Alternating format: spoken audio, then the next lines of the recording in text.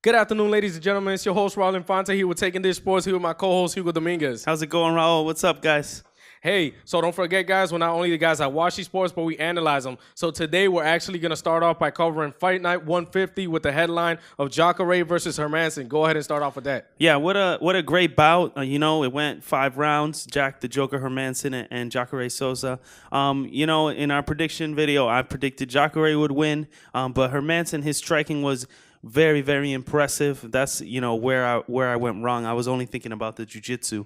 Jack Hermansson really showed how good his striking is, volume striking. Let's get right into it. In the first round, what I predicted, I didn't think Jack Hermansson would be able to submit Souza, and he did it. Souza did a great job defending that first submission in the first round. What do you think about that moment?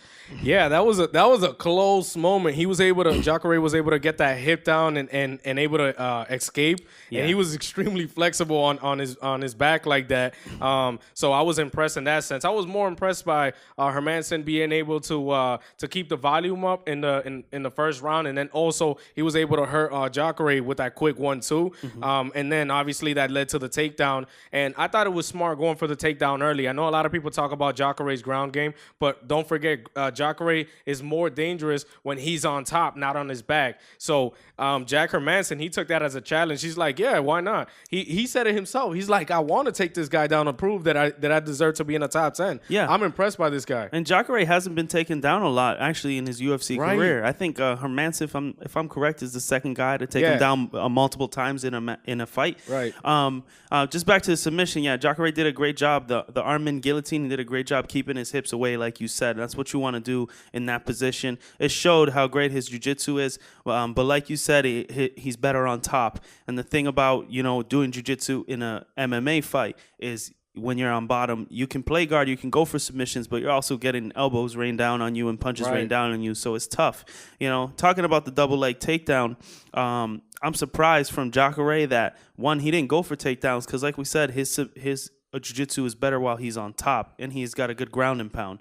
I'm surprised he didn't go for takedowns, and I'm surprised he didn't do more leg kicks throughout the fight, which is something we've seen from him before, which we didn't see in this fight. He went for the one leg kicks, and he gets taken down by the double leg, so maybe that's why he didn't go for him. But I feel like that's a little hole where he could have, Jack Hermansson definitely had that leg forward. It was there for him. He didn't exploit that. I think he could have used that. He made this mostly a boxing fight. Right, and I thought the Joker did a great job. Really get into that gas tank, especially in the second round when he was able to secure that second takedown. Jacare looked frustrated. He wasn't able to do anything. He actually looked discouraged when he got off his stool in between rounds. The third round, I thought the Joker was in trouble. Yeah.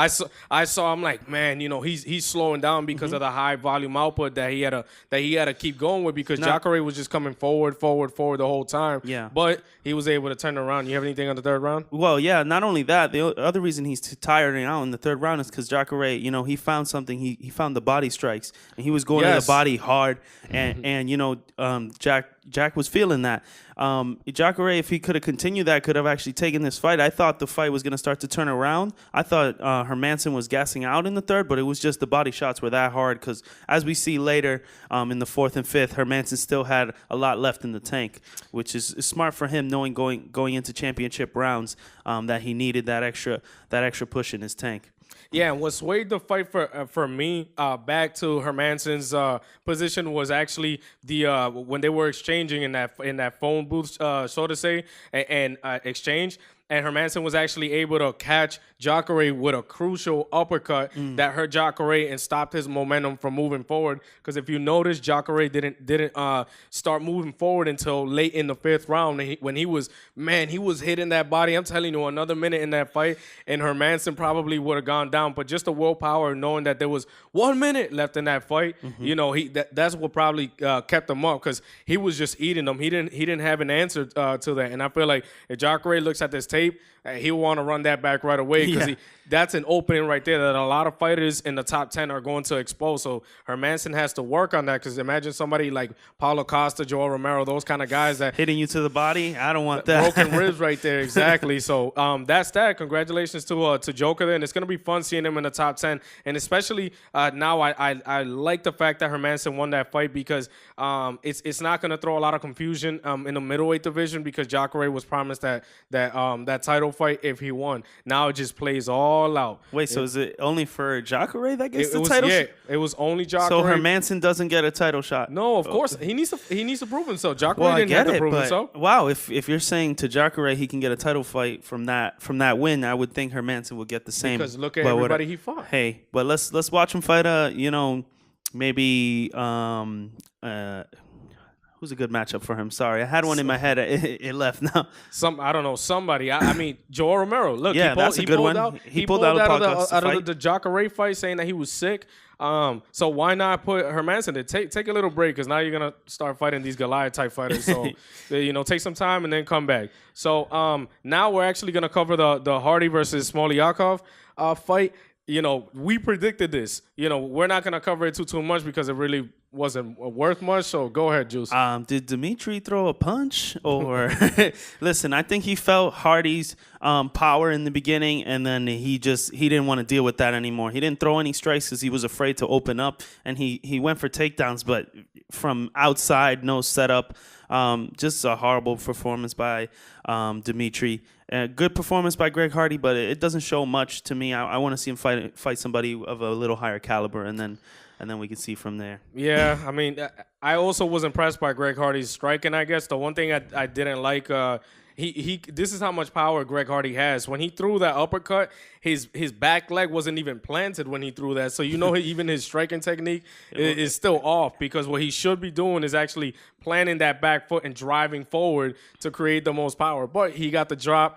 Crazy hammer fist, and then ends up finishing that fight. That guy he didn't look like he wanted to fight. They announced him, and he's just there like very dull, He hadn't fought in a long time. I don't want to say a fight was set up, but the UFC definitely set this up in a way to put Hardy in a position to win.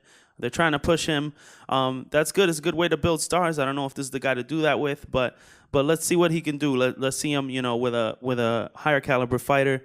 He's got the power. He needs to work on his technique a little bit, and let's see what Greg Hardy has coming. He is a high caliber athlete. He is impressive, but we just need to see a little more. Let's get him some good matchups. Let's not just throw him. No offense, but let's not just throw him bums. Mark Hunt, you heard that, right? Let's get Mark Hunt in there. That'd be a good one. That'd be a friggin' two titans going at it. Right. What's going on, guys? Like, comment, subscribe, show love. And don't forget to hit that bell button for more notifications. So we're going to continue on with Fight Night 150 and start off with Mike Perry versus Cowboy Oliveira. So what'd you think about, I want to talk about the most important part of this fight. Right before the fight, who won the dance battle? Mike Perry, baby. Hey, listen, I was dying laughing when I saw Mike Perry come in with 50 Cent fired up. That got me fired up too. But then when I saw Cowboy come out, he was dancing. I was like, man, he got the moves. Then they show Mike Perry, and he's breaking it down too. And he starts doing the jerk. Everybody's going nuts. I loved it. Yeah, Oliveira's out there doing salsa. He's looking good. And then you look in the octagon. You're watching Mike Perry break it down. I was, right. I'm laughing. And then we're going into a very entertaining fight as well. So, Cowboy Oliveira, he comes out striking, throwing spinning back fists, back elbows, going for really big, entertaining strikes. But I think he used a lot of energy in that first round. What do you think? Yeah, I didn't think it was a smart way to come out. Maybe utilizing leg kicks instead of, you said the spinning back fist. He was using the spinning kick instead. Yeah. He was doing the Edson Barbosa, but it wasn't connecting. Mike Perry was doing a good job keeping the distance, staying away, and ultimately, Oliveira wasn't able to connect one of those, and you could see that his gas tank quickly decreased, and a guy like Mike Perry has a lot of power. He was able to catch him early and do a lot of damage there. Yeah, and so Oliveira, he was trying to almost kind of point fighting a little bit, trying to get in there, get his strikes and get out. But this was kind of a mistake because Mike Perry is actually really good at catching people when they're coming out of exchanges or coming out of a grappling exchange as well. Just as they're breaking apart, you see Mike Perry catch Oliveira, and that was great by him. I think he won the second and the third round in this fight. Yeah, and I also give credit to Cowboy because in that first round when he clipped Mike Perry, he was smart with it. He was throwing caution to the wind because you got to think Mike Perry's like a Black Panther. Once you corner him, he strikes sort of like how Eddie Alvarez does. So if you notice what Cowboy was doing was he was throwing that straight kick, straight to the stomach, to remove that gas tank there from Mike Perry. He wasn't hooking with him because that's what Mike Perry was doing. If you notice, he was loading on that right hand, waiting for Cowboy to come in. That's how Mike Perry was able to catch Oliveira. Besides, obviously, on the break of the clinches. So I thought it was a great game plan by Mike Perry. He utilized his energy really well. He looked great in that fight. Yeah, both guys look great. It was very entertaining from before the fight to the end of the fight. And, shout out to Cowboy Oliveira, very tough fighter. You could see he hurt his foot. He hurt his toe in the second round. He actually, dislocated there to relocate it, and he still finished the third round. So shouts out to him for going out there, and entertaining us. Yeah, and the whole fight, I thought Mike Perry had the power advantage, and I really showed in that fight. That smirk that Cowboy had throughout the fight kind of left a few times, but nonetheless, I was impressed by Mike Perry's performance, and I was glad that he was able to get a W in Florida because his last fight in Florida was against Max Griffin, and I remember that because I specifically parlayed, and he was actually the biggest favorite by -400 that fight, and actually ended up losing bad against Max Griffin. So it was good to see him, get that W there, and he looked extremely smooth and happy in that fight. Look, and we have two. This shows you how great this division is. We have two great fighters here, and none of them have a number next to their name. So I can't wait to see what Platinum Mike Perry has next. Let's get him a ranked fighter, and let's see him fight again as soon as possible. Honestly, he's so entertaining. Absolutely. So with that, we're gonna move on to Glover Teixeira against Cutelaba. I thought this was a great fight. I thought Glover Teixeira did a great job with his composure. Cutelaba, I actually wanted him to get his head knocked off from the jump. I didn't like how he conducted himself when Bruce Buffer was announcing him.